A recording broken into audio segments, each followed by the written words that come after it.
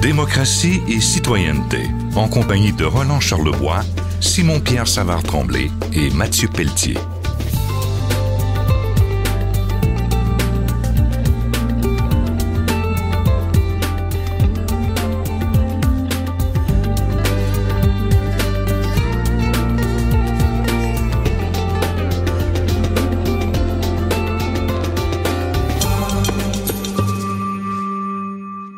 Mesdames et messieurs, bonjour, chers auditeurs, et bienvenue à Démocratie et citoyenneté. Mon nom est Roland Charlebois, au micro de Radio Ville-Marie. Je suis bien sûr en compagnie de mes deux collègues, Simon-Pierre Savard-Tremblay, ainsi que Mathieu Pelletier. Messieurs, bonjour. Bonjour. Vous êtes en forme? Oui, très en forme. On n'a pas le choix. Mathieu, je vais commencer avec vous. Je vais vous demander tout de suite, de quoi allons-nous parler aujourd'hui sur l'émission? Oui, alors aujourd'hui, on va parler du nouveau cours d'histoire au collégial, dans un premier temps, qui a été annoncé par le gouvernement du Parti québécois dernièrement, il y a de cela quelques semaines. Et ensuite, on va parler du cours d'histoire au secondaire, ou du moins de la refonte potentielle du cours. Et on a un invité dans un premier temps. Alors, Simon-Pierre, comme Mathieu vient de le mentionner, nous avons un invité et je vous laisse donc l'opportunité de nous le présenter et de l'interviewer. Alors, on a donc en ligne l'historien Frédéric Bastien qui a beaucoup fait parler de lui au printemps dernier, fin d'hiver, lorsqu'il a publié le livre « La bataille de Londres » qui reconstituait un peu le récit du rapatriement de la Constitution canadienne en 1982 et qui révélait de nombreuses informations jusqu'à maintenant confidentielles parce que M. Bastien avait eu accès aux archives de Londres, avait été le premier à avoir accès aux archives de Londres en ce qui concernait le rapatriement. Alors, M. Bastien, bonjour. Bonjour. Alors, j'imagine donc que vous, comme historien, pour vous, la mémoire nationale, c'est quelque chose d'important, c'est quelque chose même de vital dans une identité d'un peuple. Oui, en fait, je devrais dire, c'est vraiment, je pense que l'histoire telle qu'on l'écrit au Québec, telle qu'on l'enseigne, doit, me semble-t-il, tenir compte de la mémoire collective, des grands événements qui ont marqué le destin du Québec comme nation. Et donc, je pense que c'est l'intention du gouvernement péquiste est de renforcer non seulement l'enseignement de l'histoire au cégep avec un cours sur le Québec, mais un cours qui va vraiment tenir compte de la dimension collective de notre histoire. Parce que vous enseignez vous-même au collège Dawson, donc au niveau collégial, si je ne me trompe pas. Oui, exactement, oui. Alors, vous, qu'est-ce que vous en pensez présentement, justement, de l'enseignement de l'histoire actuellement? Ben, il y aurait beaucoup de choses à dire, mais on va juste se centrer sur la dimension Québec versus les autres cours d'histoire. Il y a une tendance générale depuis déjà plusieurs années dans l'éducation supérieure, et c'est pas seulement en histoire, mais je pense dans beaucoup de disciplines où il y a de moins en moins d'intérêt pour le Québec et le Canada. Il y a de moins en moins d'intérêt, que ce soit par exemple en droit, en sciences politiques, en histoire. On dirait que les canadianistes sont une espèce menacés, n'est-ce pas, de moins en moins nombreuses, de moins en moins de thèses qui s'écrivent là-dessus, etc. Et donc, moi, je pense que c'est dommage. Il y a un intérêt pour l'international qui, à mon avis, est allé peut-être un peu trop loin. Et je dis ça, moi-même, j'ai un doctorat en histoire des relations internationales de l'Institut universitaire des hautes études internationales de Genève. Donc, moi-même, j'ai goûté à ça, mais je pense qu'on est allé trop loin et on a délaissé comme objet d'étude, objet d'enseignement, le Québec et le Canada. Et donc, il faudrait peut-être rétablir un peu cet équilibre et revenir vers plus de Québec, plus de Canada.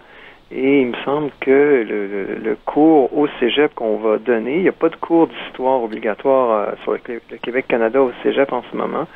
Et ça me semble une très bonne idée, puisque les cours d'histoire que nous enseignons sont des cours plus généraux. Donc, ça va être histoire de la civilisation occidentale, histoire du 20e siècle, ce qui est très bien par ailleurs. Mais avoir un cours d'histoire sur le Québec, à côté de ça, je pense que ça va faire œuvre utile. Donc, pour vous, un cours d'histoire obligatoire au cégep, une bonne décision, assurément. Oui, moi je pense que c'est un pas dans la bonne direction pour renforcer justement la connaissance d'histoire du Québec et du Canada. J'ai justement envie de vous demander, vous, avec vos étudiants qui donc sortent fraîchement du secondaire, sentez-vous qu'il y a des lacunes dans la connaissance de l'histoire?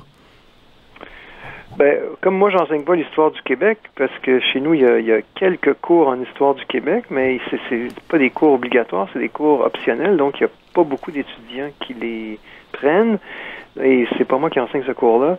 Donc, je peux pas vous parler de l'histoire du Québec en particulier, mais de façon générale, quand on donne le cours d'histoire de la civilisation occidentale, qui est obligatoire pour les étudiants en sciences humaines et en sciences sociales, on constate qu'il y a des lacunes assez grandes concernant la connaissance des étudiants, leur connaissance historique, disons, générale. Donc, j'imagine que vous avez pris connaissance il y a quelques années du rapport Bédard-Darcy sur l'état de l'enseignement. Oui, absolument. Je pense que il y a une autre dimension qui est peut-être pas directement en cause avec le cours d'histoire au cégep, mais on a beaucoup mis l'accent sur l'histoire dans les dernières décennies, l'histoire sociale, l'histoire culturelle, c'est-à-dire l'histoire des rapports sociaux, des relations hommes-femmes, les questions touchant, par exemple, la lutte des classes, les revendications ouvrières, les groupes minoritaires, etc. Et ce genre de sujet s'est fait au détriment de l'histoire nationale, l'histoire celui du Québec ou du Canada comme groupe, comme collectivité. Et donc, je pense que le cours qui est proposé par le gouvernement péquiste va mettre l'accent justement sur cette dimension. Donc, actuellement, vous pensez qu'il y a un débalancement? Oui, en ce moment, je dirais qu'il y a un déséquilibre, effectivement, entre l'histoire socio-culturelle et l'histoire politique et nationale, et que je pense que ce cours-là est une façon, me semble-t-il, de un peu redresser l'équilibre. Donc, pour finalement que je me souviens, ce ne soit pas qu'une devise creuse. Non, effectivement. Alors, pour qu'on soit plus cohérent par rapport à notre devise nationale et que, effectivement, on puisse savoir exactement de quoi on doit se souvenir et non pas la blague que le Roch et Belles Oreilles avait fait il y a quelques années lorsqu'ils faisaient leur satire de l'histoire du Québec à la télévision et où le présentateur disait l'histoire d'une province dont la devise est, et là il hésitait, il disait la devise est je m'en souviens plus. Et donc c'était une boutade évidemment pour dire qu'effectivement on ne se souvenait pas beaucoup de notre histoire. Effectivement, parce que pour savoir où on va et où on est, il faut savoir d'où on vient. Oui, c'est ça, comme dit le proverbe africain. Frédéric Bastien, merci beaucoup. Merci beaucoup, M. Savard Tremblay. Passez une excellente journée. Au revoir. Au revoir. Alors, Simon-Pierre, excellente entrevue. Merci. Avec M. Frédéric Bastien, qui est un historien quand même. Oui. J'ai senti dans ses paroles qu'il maîtrisait bien son sujet, bien sûr. À partir de là, j'aimerais que un des deux, soit Mathieu ou vous, Simon-Pierre, que vous me décortiquiez un peu ce nouveau cours qui s'amorce. Oui, effectivement. Mais tout d'abord, je pensais un peu mettre en relief, en fait, la controverse autour de l'enseignement de l'histoire au Québec pour me permettre d'y voir un peu plus clair. Donc, c'est une controverse qui s'articule essentiellement autour, histoire sociale versus histoire nationale. Donc, l'histoire nationale, c'est quoi? C'est, premièrement, un accent qu'on va mettre sur l'histoire politique du Québec. Donc, on cherche à articuler le récit d'une histoire commune. On cherche à déceler un sens au parcours collectif, par-delà les intérêts particuliers et les conflits. Donc, on est à la recherche d'une certaine continuité historique. On place, bien évidemment, la majorité historique au centre de cette continuité. Donc, on a une approche compréhensive de l'histoire.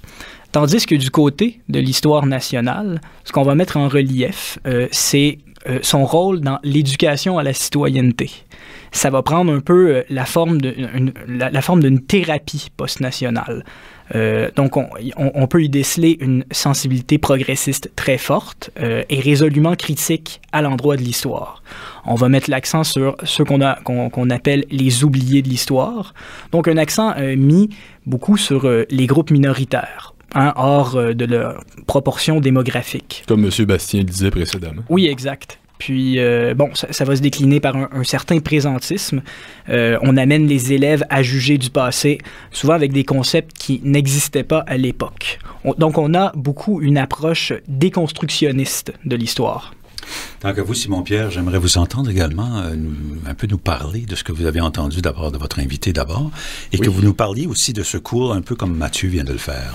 Oui, alors le cours d'histoire, il y a eu, comme je le mentionnais avec M. Bastien, un rapport fait par M. Éric Bédard, qui est l'historien le plus en vue au Québec actuellement, qui a rédigé l'histoire du Québec pour les nuls, qui a été un des grands vendeurs du temps des fêtes qui marquait le passage de 2012 à 2013. Alors, la dite étude montrait des lacunes très, très fortes au niveau de l'enseignement de l'histoire. D'ailleurs, en écoutant Mathieu, j'aurais envie de lui demander, Mathieu, est-ce que vous avez-vous consulté les manuels? Avez-vous des exemples, par exemple, des questions qui sont posées aux étudiants? Oui, effectivement, j'ai quelques exemples devant moi. Donc, je parlais un peu de, parfois, juger du passé avec des concepts qui n'existaient pas nécessairement à l'époque. J'ai ici, par exemple, une question de synthèse qu'on va poser à des étudiants, des élèves de 3e et 4e secondaire. Donc, un exemple, simplement, ça pourrait être « Qui utilisait les préjugés identitaires, chauvins ou sexistes pour diviser et régner? » Ou encore, ça pourrait être, quand je vous disais que ça peut prendre la forme d'un thérapeutisme post-national, donc accuser la nation. Comment concilier, par exemple, le rôle joué par la nation, tant dans les guerres, l'impérialisme ou le fascisme, dans les mouvements de libération nationale qui ont soulevé l'Afrique, l'Asie et les Caraïbes après 1945. Voilà, donc c'est quelques exemples. J'ai une question pour vous. Oui. Et cette question a peut-être deux volets. Le premier volet, je vous dirais, et c'est peut-être une question qui est peut-être tendancieuse, vous me le direz si c'est cela. Est-ce que d'abord, dans un premier temps, les professeurs sont fin prêts pour donner le cours? Deuxièmement, est-ce que les élèves sont prêts à le recevoir? C'est une très bonne question. Est-ce que les élèves sont prêts à le recevoir? Donc, vous parlez sans doute, j'imagine, du cours d'histoire au collégial qui va être obligatoire. Tout à fait. L'histoire du Québec, on précise. Tout à fait. Alors, je crois que c'est possiblement un pas dans une très bonne direction, mais qui ne se suffit pas. C'est évident que si on veut que ce cours obligatoire d'histoire en soit un d'approfondissement, il faut qu'il y ait une base au secondaire et au primaire, et que la base soit plus solide que ce qu'elle est actuellement. Et les professeurs sont-ils prêts? Je crois que oui. Moi, je crois que les professeurs, de par la relative autonomie qu'ils ont, sont en mesure de fournir un cours d'histoire qui soit relativement proche des exigences de base. Mais par rapport à ce qui s'est donné jusqu'à maintenant, là, qui est très peu, Mathieu, je vais m'adresser à vous, Mathieu, par rapport à ce qui s'est donné jusqu'à maintenant et ce qui va se donner avec ce nouveau cours, est-ce que les gens qui vont écouter, les élèves qui vont prendre le cours, est-ce qu'ils vont se rappeler de certaines choses? Est-ce qu'ils vont être en mesure d'identifier déjà des parallèles? Est-ce qu'ils vont pouvoir identifier des parallèles entre le cours qu'ils vont prendre et celui, ou encore la connaissance qu'ils ont du Québec et du reste du pays? Écoutez, ça reste à voir. J'aurais un peu de difficulté à me prononcer par rapport à ça. Mais là où j'émettrais un bémol par rapport à ce que Simon-Pierre disait tout à l'heure, par rapport à la formation des professeurs, moi je suis pas certain, en fait, qu'ils y sont pleinement disposés à prendre acte de ça, parce qu'il y a ce qu'on observe depuis un certain temps, je pense que c'est depuis 1994, si je ne m'abuse, la réforme essentiellement des programmes d'enseignement. Là. Le renouveau pédagogique. Oui, c'est ça, le renouveau pédagogique. On passe beaucoup plus de temps à enseigner, donner des clés, c'est-à-dire la doctrine pédagogique, enseigner la doctrine pédagogique aux enseignants. Donc, plus de temps à leur montrer à enseigner, finalement, pour réduire vraiment beaucoup l'espace donné, finalement, aux connaissances de l'histoire. Donc, ça pourrait être un problème, d'après moi. Par contre, les échos que personnellement j'ai eus venant d'étudiants qui ont subi, je dis bien subi, le renouveau pédagogique, les échos venant de ces étudiants-là me laissaient entendre que la plupart du temps, c'est l'autonomie des professeurs qui sauvait les dégâts d'une certaine manière. Qui sauvait les meubles, qui réduisait les dégâts. Oui, effectivement, il faut le souligner. Généralement, les gens qui vont aller en enseignement de l'histoire, c'est des passionnés. Donc, j'ose espérer que ça doit quand même sauver beaucoup les meubles, comme vous disiez. Il y a par contre, évidemment, un certain courant que je qualifierais pas de révisionniste, parce que l'histoire doit constamment être révisée, d'une certaine manière. Quand on découvre des nouveaux éléments, il faut qu'ils soient intégrés. Mais il y a certains courants qui, de plus en plus, nient l'idée même de nation québécoise au fil de l'histoire. On pense par exemple à M. Jocelyn Letourneau de l'Université Laval. Effectivement, une approche, disons, comme je le disais, un peu plus déconstructionniste qui va chercher à déconstruire les évidences de l'histoire.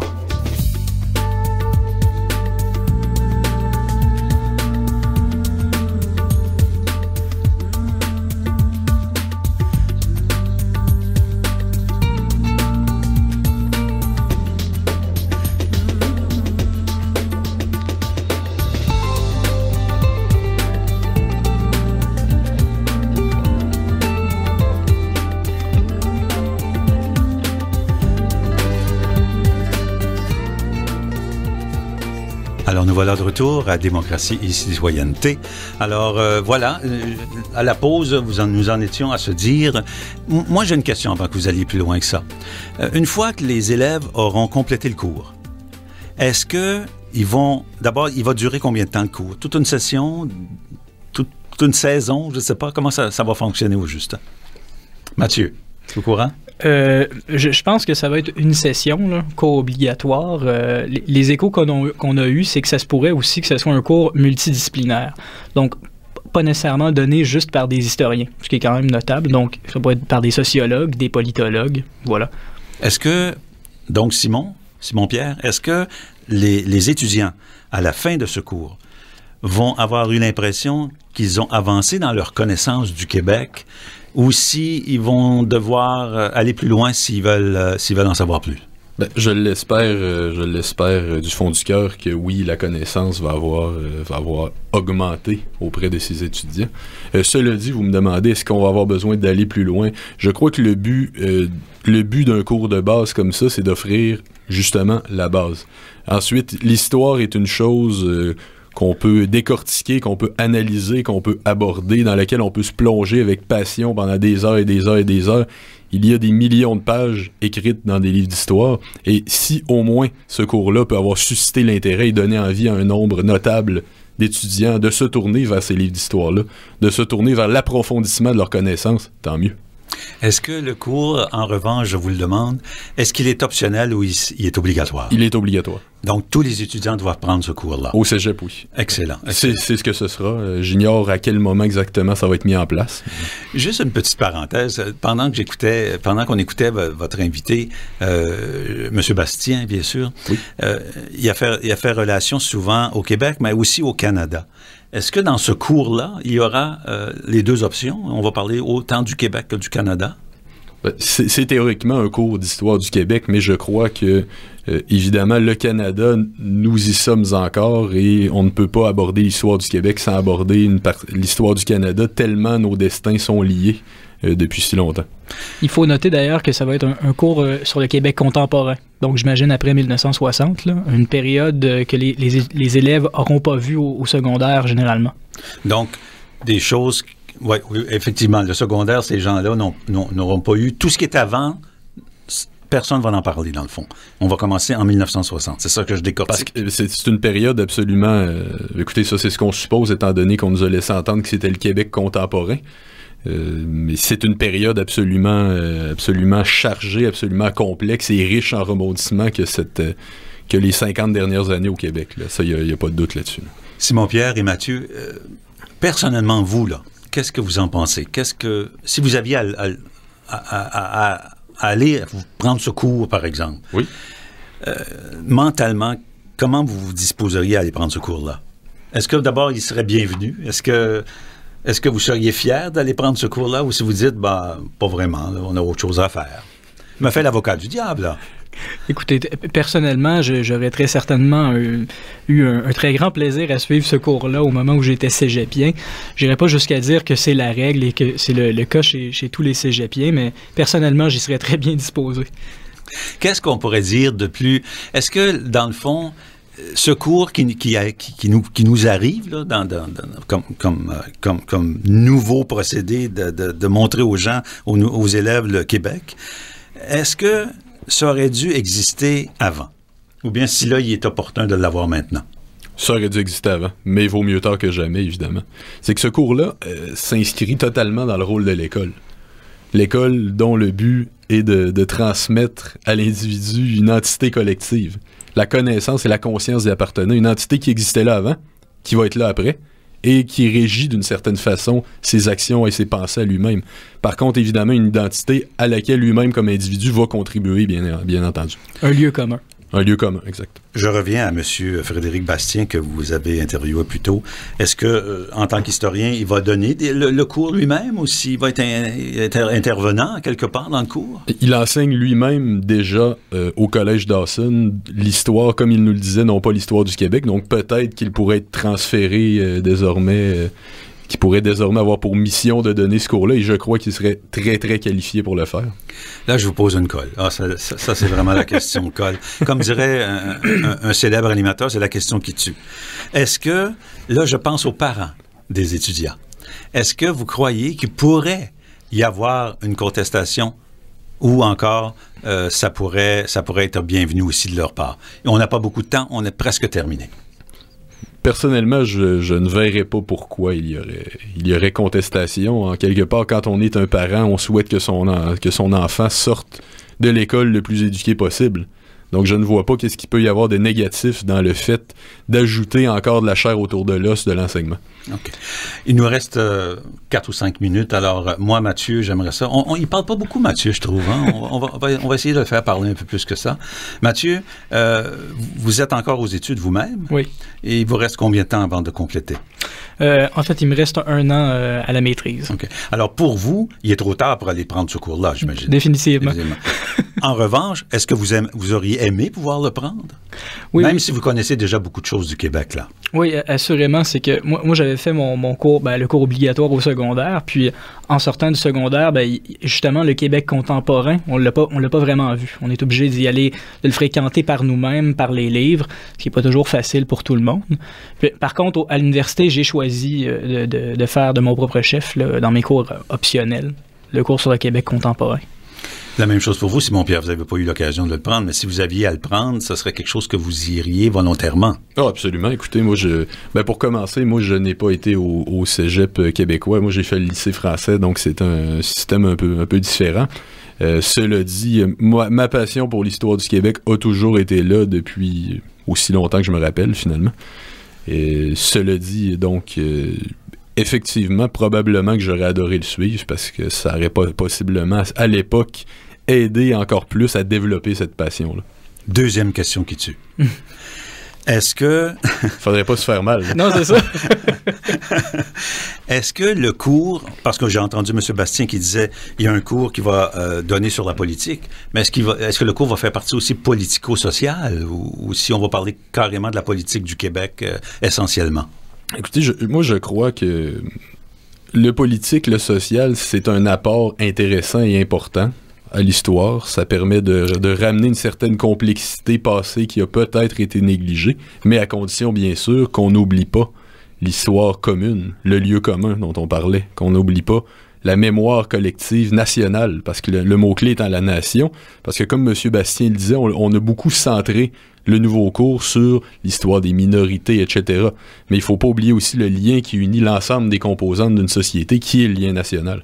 Est-ce que dans ce cours, parce qu'il nous reste à peine là, c'est vrai, quelques minutes, est-ce que dans ce cours, on fait référence beaucoup à toute l'histoire des Autochtones et tout ça qu'il y a eu à travers le Québec et le Canada? Vous parlez du cours au secondaire ou? Disons au secondaire, parce que c'est là que ça va plutôt commencer, là. Oui, actuellement, oui, on y fait beaucoup référence.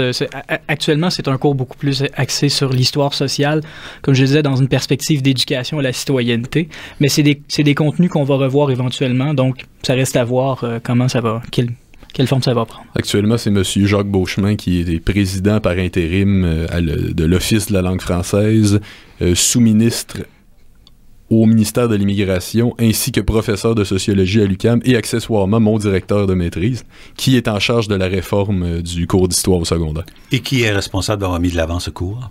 D'avoir mis de l'avant ce cours, écoutez, c'est par rapport à la réforme du secondaire, je crois que ça a été annoncé par Mme Malavoie, la ministre, tandis que par rapport au nouveau cours d'histoire obligatoire au collégial, ça a été annoncé par M. Pierre Duchesne, qui est ministre de l'Éducation supérieure.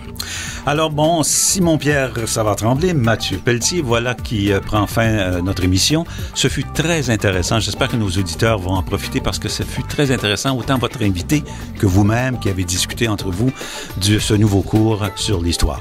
Alors à vous tous à la maison, merci de nous avoir écoutés et on se donne rendez-vous la semaine prochaine.